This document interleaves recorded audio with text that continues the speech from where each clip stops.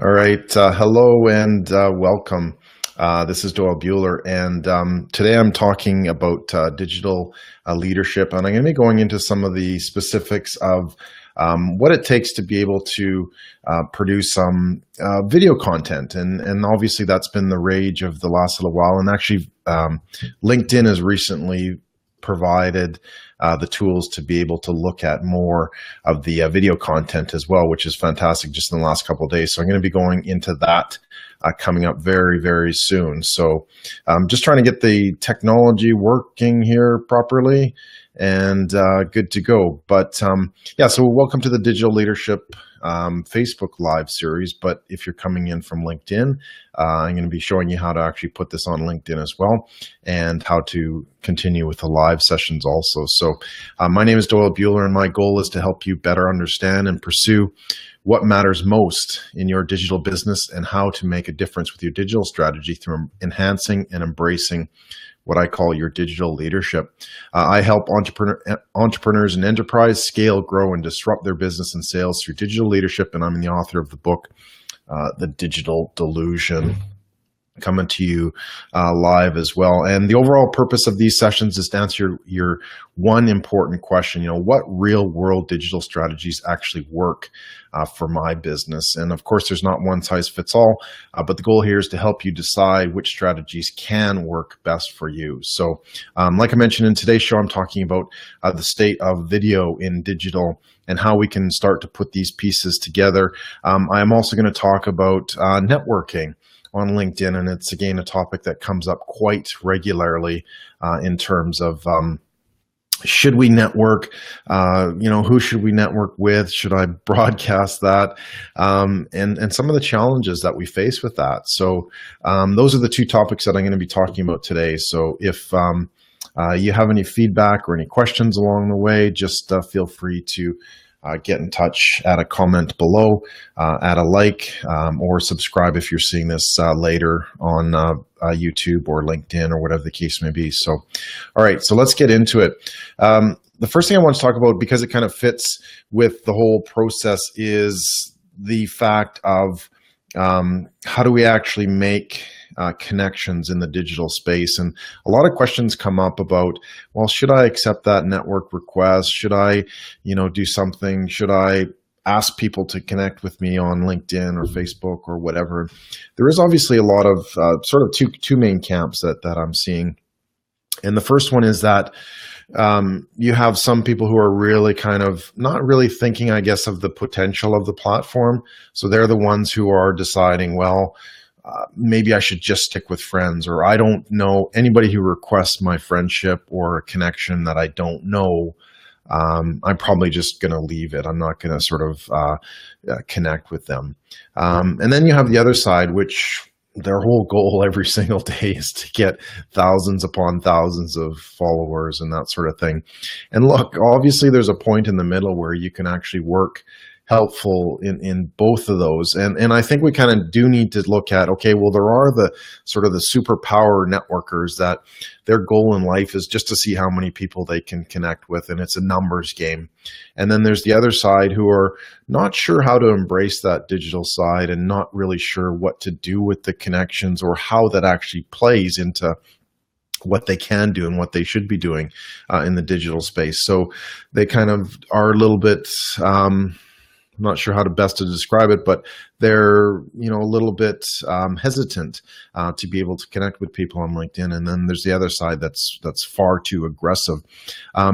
If you look at the way things have been going and how things have been developing over the last little while, we are moving more towards that scenario where we do have a lot of larger personal networks and that sort of thing. And it all comes down to our personal branding and how we sort of associate that with what we want to do and how we want to do it and that sort of thing. So look, if you're on social media, LinkedIn, Facebook, Snapchat, Twitter, Instagram, the whole aspect of that is to kind of expand who you know and who you can connect with, and expand who you associate with, or even just see what other people are doing in other spaces. And my personal opinion is that I look at that as an opportunity to say, hey, what is this person doing?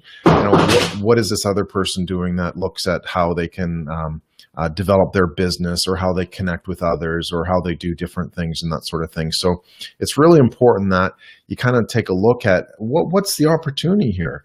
And to me, every additional person that you connect with is some opportunity, right? And it may not be a monetary one. It may just be enjoying a picture that they did or they shared, or whatever the case may be. And if we overlook that, we kind of get stuck in our own little bubble too, because that's sort of where the real power of connections come from. And the real power of social media is it is defined as social. So you need to kind of look at, okay, what do you really want to get out of this? Do you want to build your personal brand? Do you want to, just be friends and family? And look, there certainly is a place for that as well. I'm not saying you can't just be friends with friends and family.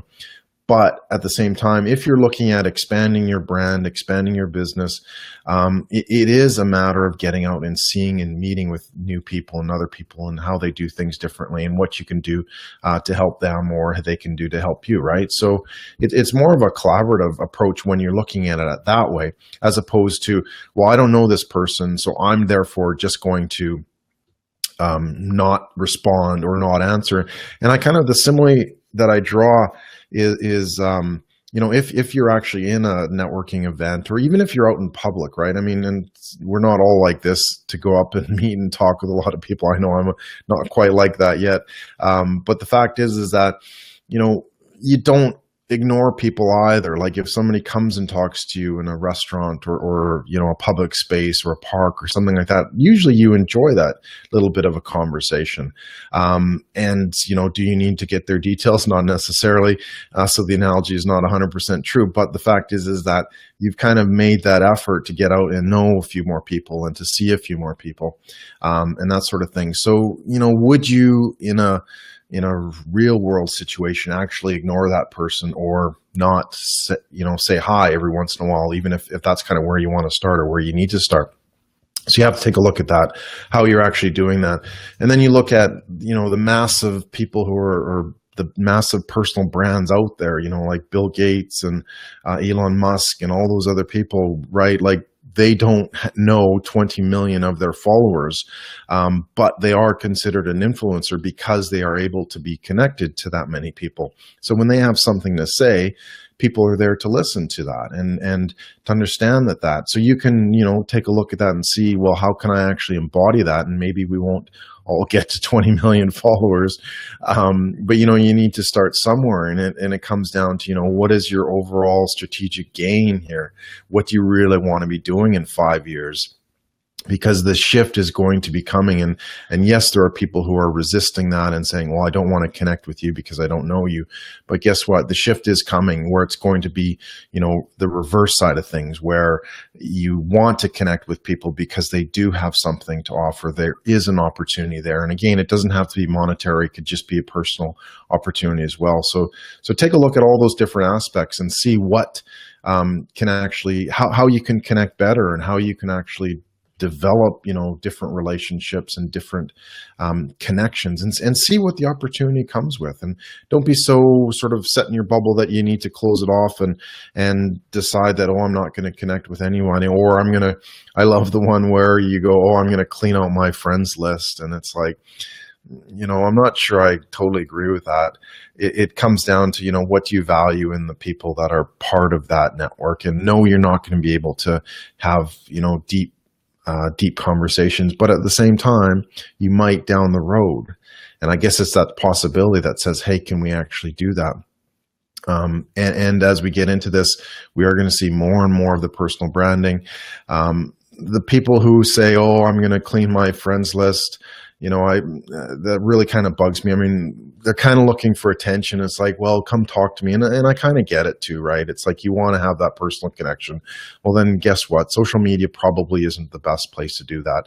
But you are seeing this shift where the younger generations are connecting more and more and more. And yes, there still are pockets that say, oh, I only want to connect with my close friends and family. And that's perfectly clear. But again, look at the long-term strategic effect that you want to do with a strong network, with a large network, with, being able to connect with at any time for any person who does anything. Like, what more can you actually ask for?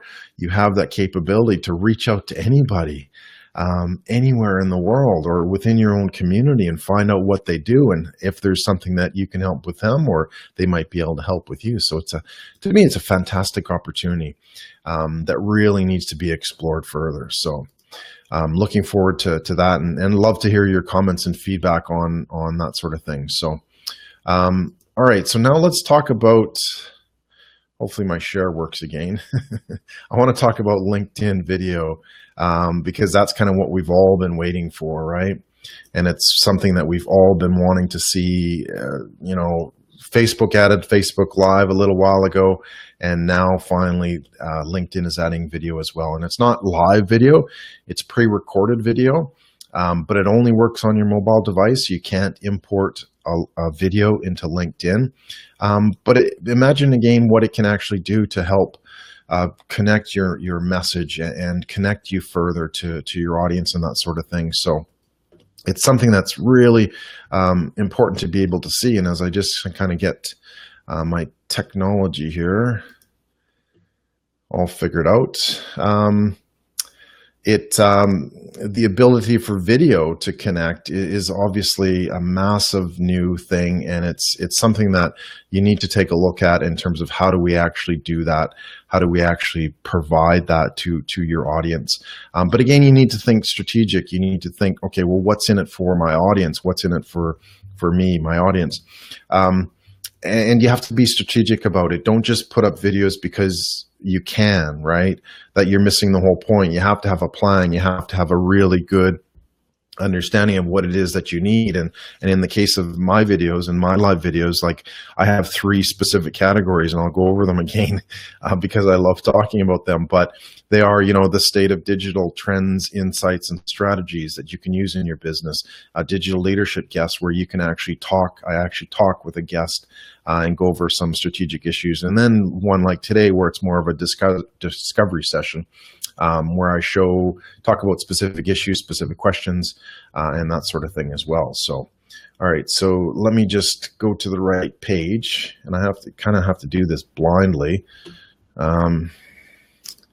There we go, and hopefully that shows the right page.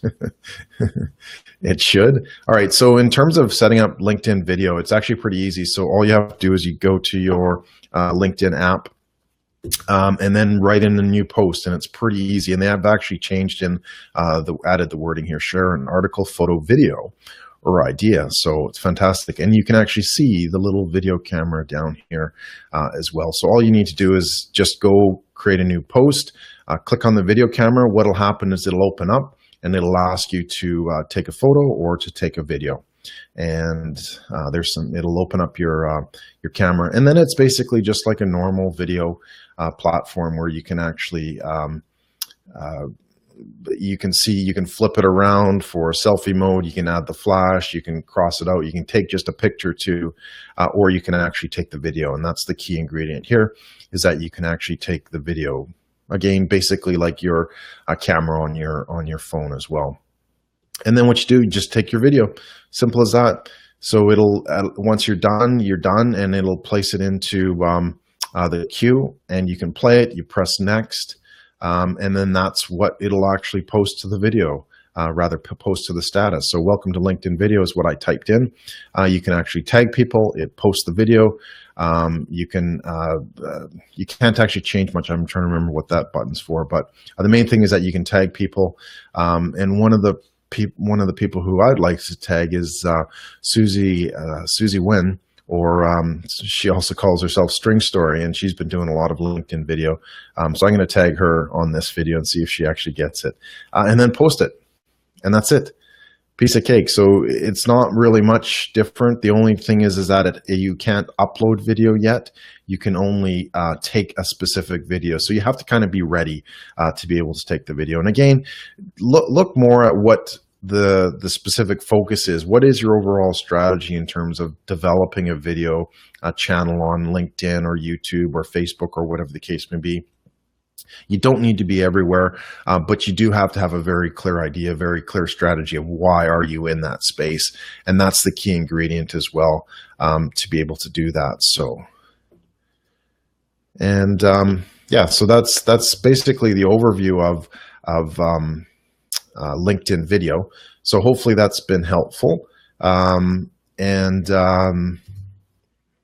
Yeah, just trying to close off here, get everything set down. But yeah, so again, if you have any questions about LinkedIn video, about Facebook Live video, or about anything else, happy to help you out with that.